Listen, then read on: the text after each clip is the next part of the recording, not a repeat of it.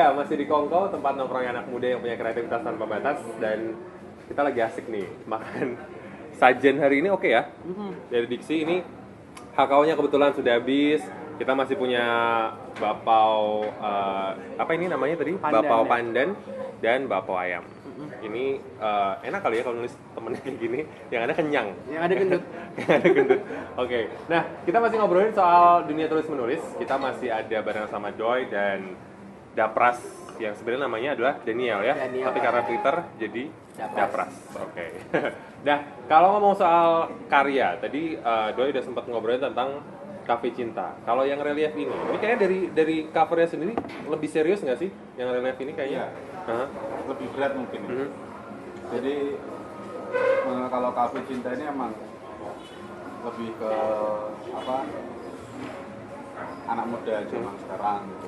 Ya relief juga sih anak muda, cuman dia bobotnya lebih berat aja, lebih berisi, lebih ke arah apa ya, kalau ngomong tentang sastra, aku sih bukan orang sastra gitu kan. Cuman ini emang ke arah lebih sastra lagi sih gitu kan.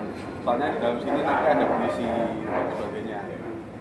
Kalau tentang relief ini sendiri settingnya juga beda, hampir sama ya. Kalau Cafe Cinta kan Jogja, kalau relief ini Jogja sama Bali. Kebetulan kan kemarin pas tulis ini aku emang orangnya suka mondar-mandir Jogja Bali karena ada rumah di Bali juga.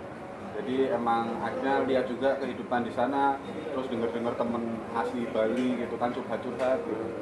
Akhirnya dapatlah cerita ini, kontennya tentang agama. Oke. Dan kelihatan dari ini ya, fontnya, reliefnya sendiri Ya.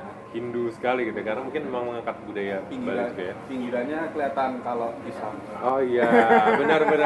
Jadi konfliknya kelihatan ya nanti Iya. seperti apa ya. Nah ini kan Dion dan Intan W. Puspita, ini Iya. kolaborasi. Buatnya aku ngerasa lebih seru yang relief sih. Jadi emang kalau misalnya tokoh kami menceritakan bukan satu novel, ceritanya sama semua. Jadi sudut pandangnya orang pertama, cuman silang-silang. Aku sudut pandang yang pertama cowok, si Intan itu sudut pandang cewek. Jadi per bab itu beda-beda silang-silang. Jadi bab 1 aku, bab 2 Intan, itu beda-beda. Oke. Nah, yang jadi pertanyaan adalah kalau kadang-kadang nulis novel kolaborasi gini susah nggak sih? Karena maksudnya adalah kita kan istilahnya mungkin harus ya lah untuk nulis sendiri aja susah menuangkan ide, apalagi ini harus dua kepala yang jadiin satu gitu. Susah sih, lebih susahnya lagi sebenarnya pembuatan awal-awalnya ya, dari sinopsis sama plotnya itu banyak tengkarnya sih. Soalnya kan pendapatnya beda-beda. Aku pengennya bab 1 kayak gini, pengennya bab ini kayak gini. Jadi emang lebih banyak tengkarnya. Terus endingnya gimana? Ya itu masalah kayak gitu dalam ceritanya. Kalau tentang penulisannya sendiri, kami saling koreksi karena Intan sendiri orangnya lebih sastra banget. Kalau misalnya aku kan karena emang aku penulisnya untuk kapal tim gitu kan, untuk yang lebih muda, tempatku enteng banget. Tapi Intan tuh berat banget ya. Akhirnya saling mengisi, gimana sih biar komposisinya biar pas gitu. Jadi nggak timpang antara bab yang ini sama yang ini. Oke. Kalau tanggapan dari pembaca sendiri, mereka lebih suka yang Cafe Cinta atau relief? So far sih belum begitu banyak perbandingan. Soalnya kalau misalnya orang bilang sih memang pasarnya beda. Kalau yang ini lebih ke arah ini lebih remaja gitu mungkin kali ya, yang lebih enteng SMA gitu kan. Kalau yang ini mungkin SMA kuliahan gitu atau orang-orang kerja gitu. Oke, yang memang sudah usia akan mendekati nikah gitu ya. Oke, nah kalau kita ngomongin soal Doi ini kan sudah punya 2 karya novel. Kalau Dapras ini lebih banyak di ini dunia maya juga ya, aktif di blog segala macam. Mungkin sejauh ini sudah blognya seperti apa? Sejak tahun 2010 saya dan 2 teman itu bikin satu komunitas menulis, Jejak Rubikal itu. Ya, saya nulis di sana juga. Iya. Felix juga salah satu penulisnya. Dan di sana itu kita setiap hari akan mengeluarkan tema gitu kan. Jadi misalnya hari ini temanya sumpit. Silahkan semuanya mau bikin cerita tentang apa aja, mau itu drama, mau itu komedi apa segala macam ini tuh pokoknya temanya sumpit gitu. Terus nanti kita akan berdiskusi dan saling memberi feedback gitu kan. Jadi ini kurang di mananya, mungkin bahasanya terlalu maunya komedi tapi bahasanya terlalu kaku gitu. Itu yang akan kita kasih feedback seperti itu. Dan kemudian dari sana terus terlibat di situ sampai akhirnya waktu itu ninggalin kerjaan yang lama untuk fokus di sana. Kemudian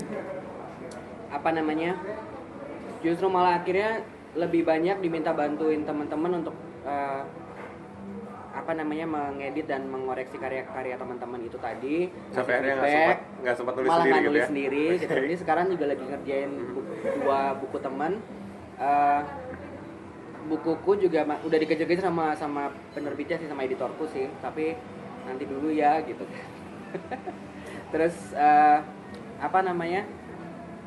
sampai waktu itu diminta ke Palembang, ke Makassar, ke Bandung, ke Malang untuk ngasih workshop penulisan gitu. Jadi gimana sih cara mengolah ide, gimana cara mengungkapkannya ke dalam tulisan fiksi. Kalau misalnya mau cerita yang sama tapi dibikin genre yang berbeda, mau dibuat drama, mau dibuat tragedi, mau dibuat horor, itu perbedaannya di mana. Nah, itu yang biasanya aku bantuin teman-teman di sana gitu. Oke. Nah, kalau tadi dibilang kan berarti lebih banyak mengkoreksi karya teman-teman yang masuk segala macam gitu ya. Dari karya-karya yang masuk kan berarti penulisnya bisa dibilang amatiran ya, yang anak-anak muda yang pengen sekedar menuangkan ide, pengen coba nulis gitu. Permasalahan yang paling sering muncul di sisi mananya, kurangnya gitu, dari sejauh ini karya-karya yang sudah masuk? Jadi selama ini yang paling banyak muncul itu penggalian idenya kurang dalam. Ya, jadi misalnya ketika mereka waktu itu pernah satu hari temanya itu kita lempar, temanya itu kita kasih karakternya, kita kasih tokohnya. Waktu itu Cindy usia 22 tahun, waria. Hampir 40% itu ceritanya tentang waria yang menjajakan dirinya di taman kota dan kemudian dikejar-kejar sama Satpol PP.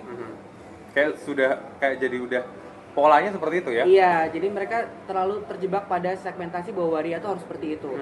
Gitu. Tidak tapi ada yang sangat bagus gitu. Jadi misalnya ada satu itu yang saya suka, saya lupa siapa yang nulis. Jadi dia sebenarnya dia laki-laki, sebenarnya laki-laki sejati, tapi karena kebutuhan ekonomi dan lain sebagainya, dan dia berusaha untuk mencari uang sulit, akhirnya dia mengamen, dan supaya keluarganya tidak tahu kalau itu dia menyaru sebagai perempuan. Nah, itu sentuhan yang lain gitu, cara penggalian yang berbeda. Jadi yang paling banyak itu secara ide. Kemudian yang kedua paling banyak itu adalah dari segi bahasanya. Banyak sekali teman-teman yang masih belum bisa menggali atau kosakata. Keperbenaran katanya itu masih sangat terbatas. Kemudian juga tata kalimatnya, tata bahasanya. Jadi ya karena aku juga guru bahasa kan gitu. Jadi ejaan, segala macam pemilihan kata itu kan memang sangat penting. Itu yang teman-teman masih belum banyak yang masih belum mengerti. Karena emang itu nggak pernah diajarkan gitu. Termasuk bagaimana membuat kalimat itu menjadi punya rasa. Yang seperti itu. Itu harus ada jam terbangnya sendiri ya, harus berulang-ulang nulis, dikoreksi lagi, iya. Nulis lagi gitu ya. Betul, okay. Betul. Kira-kira kapan novel bakal terbit, novel buku sendiri gitu? Harapannya sih pertengahan tahun depan. 2014 berarti ya? Iya. Oke. Nah, kalau Doi sendiri selain ini yang sudah ada, aktif juga di blog? Cuma belakangan sih, beberapa bulan ini mungkin kurang. Oke. Lebih suka mana antara membuat satu buku yang akhirnya cetak, novel, atau nulis di blog? Kalau orang pasti lebih suka kalau misalnya karyanya emang nyata ya, dalam bentuk kelihatan fisiknya gitu ya. Kalau misalnya permasalahan kenapa saya juga aku sendiri suka ngeblog gitu, itu karena itu salah satu media aku untuk latihan nulis. Oke. Jadi kalau misalnya supaya kita dapat feedback itu gimana sih orang itu bisa membaca, karena tulisan itu kan bukan cuma 140 karakter kalau sekarang kita kenal Twitter gitu, ataupun notes Facebook gitu kan, ataupun apa. Ya semuanya bisa digunakan sih buat kita latihan nulis gitu. Cuma kalau misalnya di blog kan istilahnya kita bisa lebih mengundang orang yang di luar teman kita gitu kan, maksudnya orang banyak gitu bisa membaca juga. Oke.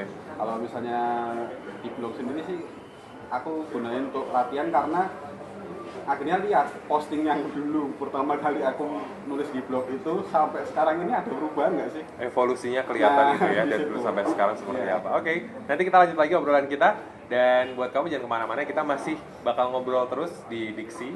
Dan nanti di akhir kita juga punya kuis berhadiah satu merchandise menarik dari Clio. Jadi jangan kemana-mana, tetap di Kongko, tempat nongkrong anak muda yang punya kreativitas tanpa batas.